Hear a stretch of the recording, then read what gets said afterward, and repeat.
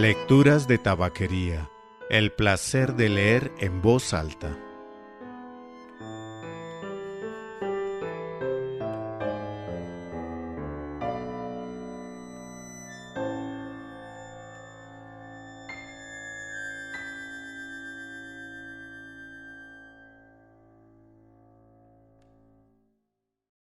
Soy Mauricio Duque Arrubla. Usted escucha Lecturas de Tabaquería, el podcast de lecturas en voz alta. Siguiendo con la crónica y siguiendo con el ciclismo y siguiendo con la Vuelta a Colombia, que todo eso fue en el episodio anterior, hoy voy a leer eso que llaman la Vuelta a Colombia, Los tiempos de Ramón Hoyos, por Rocío Vélez de Piedrahíta. De Rocío Vélez de Piedrahíta hay uno de mis cuentos favoritos en este podcast, de los favoritos en el podcast y de los favoritos en la vida, que se llama El Quijote de la Entrada. Voy a leer el pie de página de la primera página del cuento para dar un poco de contexto. Rocío Vélez de Piedrahíta, Medellín, 1926, una de las más reconocidas periodistas antioqueñas, es autora además de novelas como Terrateniente, 1980, y de estudios sobre literatura infantil. Sus columnas se publican en El Colombiano, y sus crónicas han aparecido en este y en otros medios. Editorial Vedut recogió una antología de sus trabajos periodísticos en Aquí entre nos, 1959. Ramón Hoyos fue el mejor pedalista colombiano y un símbolo regional para Antioquia en los primeros tiempos, la época heroica del ciclismo. La gesta deportiva y sus implicaciones aparecen en esta crónica de Rocío Vélez de Piedrahíta sobre la Vuelta a Colombia de 1955. En el original llevaba como título Los que van a morir te saludan y un diciente subtítulo Relato de la quinta Vuelta a Colombia, especialmente escrito para las personas que nunca han montado en bicicleta. Aquí termina el pie de página.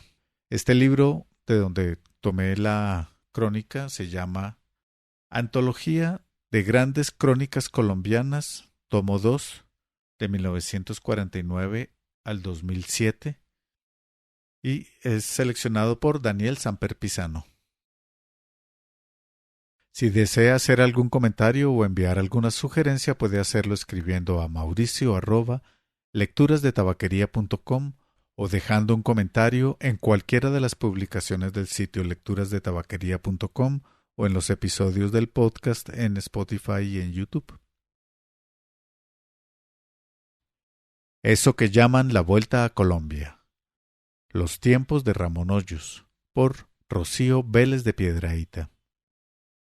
La Vuelta a Colombia es, teóricamente, una competencia para ciclistas que deben recorrer las carreteras colombianas en etapas de 100 a 200 kilómetros hasta volver al punto de partida, y al ganador se le adjudica un premio. La realidad es muy diferente, mucho más compleja y apasionante, como ahora veremos. Primero que todo, expliquemos qué es una carretera colombiana, para no incurrir en el mismo error de Felipe Liñán, un azteca que al terminar la primera etapa cayó casi muerto. Aquí llamamos carretera una trocha que se abre muy lentamente para unir dos pueblos vecinos. Si es en terreno plano, se guincha una faja de 6 metros de ancho y queda lista la vía. Si es una montaña, se le hace a la misma un corte zigzagueante, dejando, eso sí, a un lado el precipicio por donde ruedan constantemente los vehículos en añicos y por el otro un barranco de tierra floja que se derrumba periódicamente, obstruyendo la vía y causando grandes desastres. Como Colombia es un país muy pobre y con muchísimos gastos de sostenimiento de burocracia, generalmente no sobra dinero para un procedimiento que se llama asfaltado.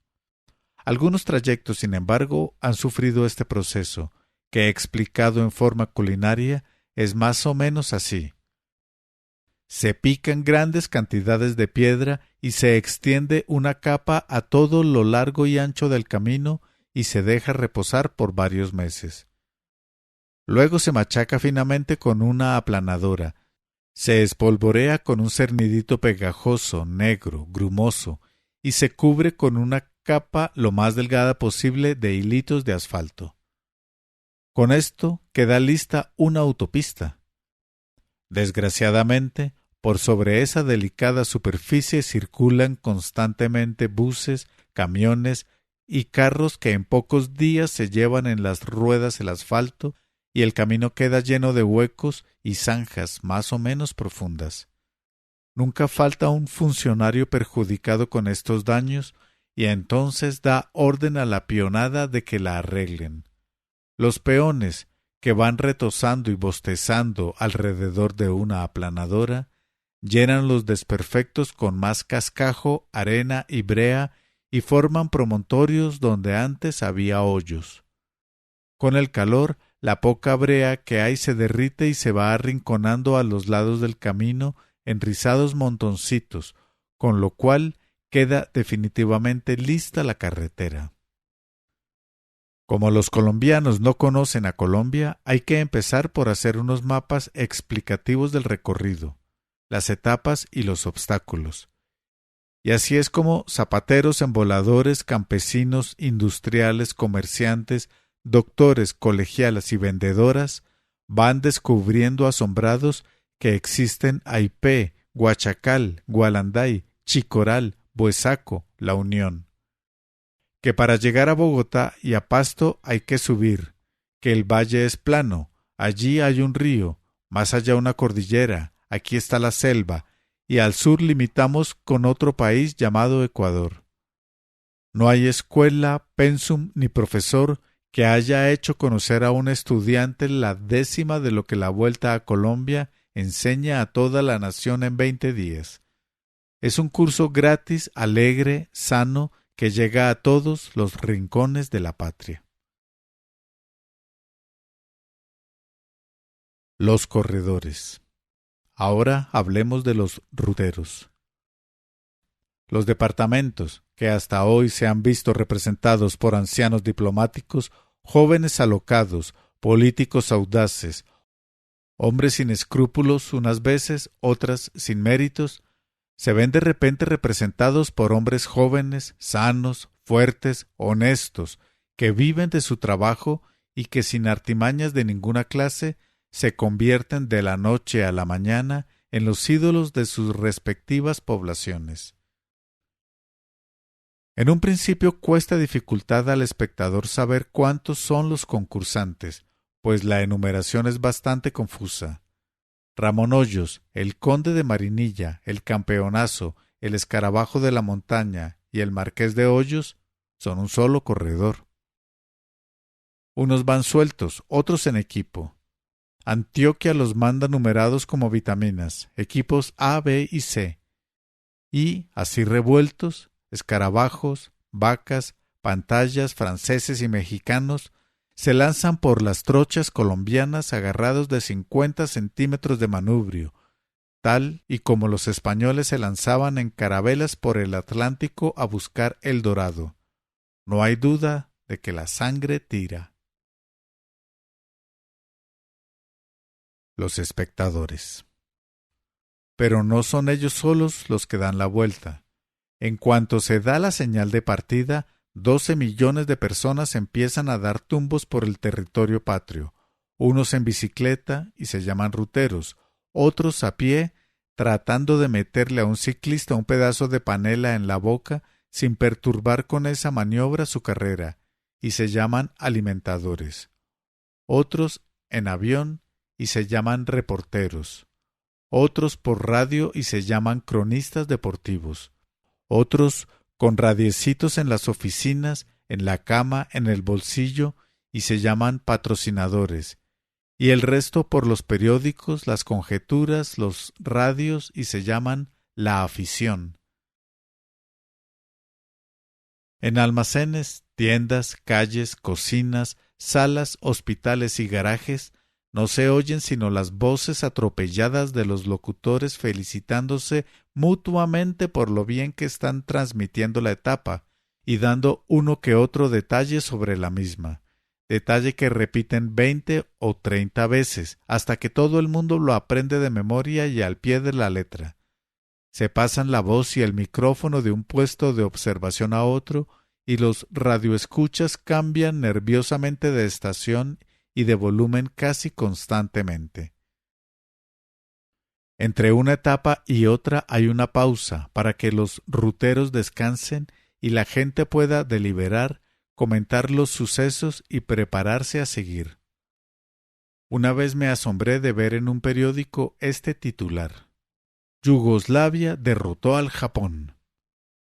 Como yo no sabía que tuvieran ninguna molestia pendiente y como no me explicaba dónde quedaba el campo de batalla de estos dos enemigos, me dispuse con grande interés a leer los detalles de semejante disputa.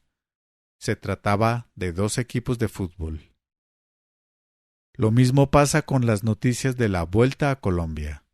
Es corriente leer que el escarabajo de la montaña va embalado con la vaca de México, o que Pantalla cubrió a Sanforizado, o que un marqués va chupándole la rueda al sastre de Envigado. Por chupar ruedas se entiende que un corredor se coloca detrás de otro y no lo suelta ni un minuto. Le quita el aire que respira, el impulso que lleva, la tranquilidad y el sosiego, hasta que el de adelante, efectivamente como chupado por un murciélago, o cae exánimo o deja pasar al de atrás. Los caminos patrios están llenos de sorpresas. Ríos sin puente, arenales pegajosos, pantaneros, piedra suelta, rectas enervantes, subidas agotadoras, bajadas que dan vértigo, precipicios, palos, estacas, zanjas, trenes en la vía, culebras, tigres, leones. Miguel Sevillano, un simpático pampero acostumbrado a mejores caminos, cayó rendido después de la primera etapa. En cambio, Ramón Hoyos, que como su nombre lo indica está acostumbrado a los hoyos de por acá, cogió tanto impulso en una bajada nariñense que se pasó del lindero colombiano e irrumpió como un bólido en el Ecuador. Allá lo siguieron los demás. Los reporteros aseguraron que Hoyos se tragó la subida al Alto de Puracé, que el Pantano se tragó a Rafael Teja, que Pintado cazó a 100.000 y que Pantalla entró en la galería de los vencedores pedaleando entre las quebradas del trayecto Neiva-Natagaima. La fiesta. Se anuncia en una ciudad que los ciclistas llegarán esta tarde a las 4 p.m. Desde las 3 de la tarde todas las oficinas se cierran, todos los negocios se interrumpen y las gentes se aglomeran en las calles, encabezadas por el gobernador, el alcalde y la reina de la belleza. La ciudad vive horas intensas de desorden y entusiasmo y pasa una noche inolvidable. Cuando al día siguiente se van a todo correr los ciclistas, se cree que la fiesta terminó y que ahora va a renacer la calma. De ninguna manera. La dosis de entusiasmo fue demasiado grande para la gente menuda, y ese mismo día empiezan a entrenarse para la próxima Vuelta a Colombia todos los muchachitos de las boticas, las floristerías, las carnicerías y los graneros. Cruzan como cohetes por las esquinas más congestionadas y por las vías prohibidas en una bicicleta de segunda mano, con un retrato de su ídolo en la cachucha y en la canastica de la cicla una libra de carne o un tubito de pasta de dientes. Y así fueron dando la vuelta a Colombia hasta llegar a Melgar. De allí sí que salieron con empuje, viendo tan cerca la meta, tan mejorada la carretera, tan fresquecita la sabana, tan acogedora la capital. Mientras se acercaban a ésta, sus habitantes se trasladaron en masa a recibirlos con esta idea fija. Ahora verán lo que es bueno, aquí los acabamos.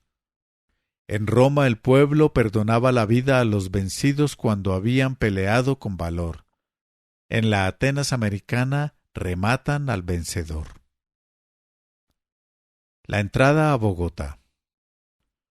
Los ruteros que pudieron soportar el sol, la lluvia, el pantano, la arena y ese otro sinfín de elementos que la naturaleza pródiga brindó a Colombia, se vieron casi vencidos por la arremetida bogotana. A raíz de tan lamentables sucesos, la afición de todo el país ha pedido con insistencia que se suprima a Bogotá de la próxima vuelta. Esto sería un lamentable error. En lugar de suprimir esta etapa, debe dársele realce y posición, adjudicando un trofeo especial llamado Gran Premio Entrada a Bogotá. Esa etapa naturalmente se correrá con casco y coraza, y antes de salir los corredores deben hacer testamento y despedirse del señor presidente como los romanos del emperador. Los que van a morir te saludan. Ramón Hoyos nos aparece a través de lo que la prensa ha dicho de él, inclusive en el artículo burlón que le dedicó Semana, como un muchacho honrado, serio, trabajador, que ambiciona instruirse, sin vicios ni taras. Pero lo que lo convirtió en el ídolo del pueblo y lo que motivó el recibimiento extraordinario que le brindaron las provincias no fueron esas cualidades, ni su velocidad en plano, ni el premio por trepar montañas, ni la organización de su equipo, ni su figura sencilla y simpática, sino su inexplicable y monumental supervivencia a la entrada a Bogotá.